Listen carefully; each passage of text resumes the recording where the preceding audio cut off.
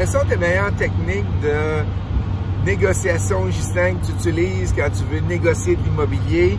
Ben, je vais vous en donner 3 que j'utilise très souvent. Et les 3 techniques me servent très souvent.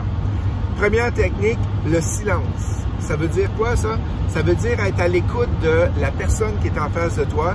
Quand tu négocies avec une personne et que tu as la chance de négocier avec la personne vis-à-vis de toi, c'est une des techniques que j'utilise beaucoup.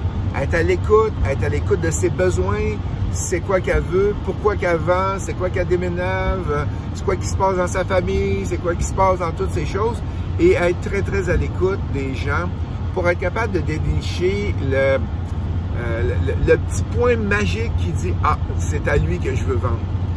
Deuxième technique que j'utilise, c'est une technique de négociation qui s'appelle « prendre son temps ». OK? Il y en a des vendeurs qui ne sont pas pressés et j'utilise ça très souvent. Bon, regarde, voici mon offre.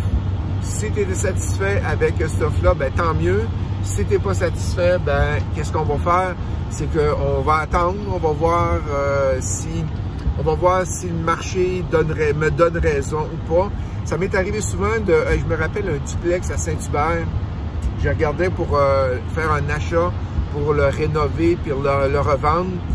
Puis, attends un petit peu, les chiffres, c'est la banque demandait 275 000 et le maximum que j'étais prêt à payer, c'était 225.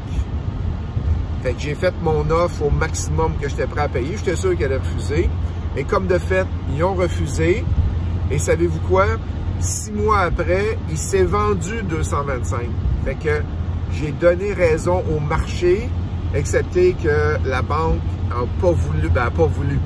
Ils m'ont pas rappelé pour dire « Hey, es-tu prêt à donner 225 finalement pour l'immeuble? » Ils ont pris une autre personne. Fait que ça m'arrive souvent de réveiller comme le marché comme ça.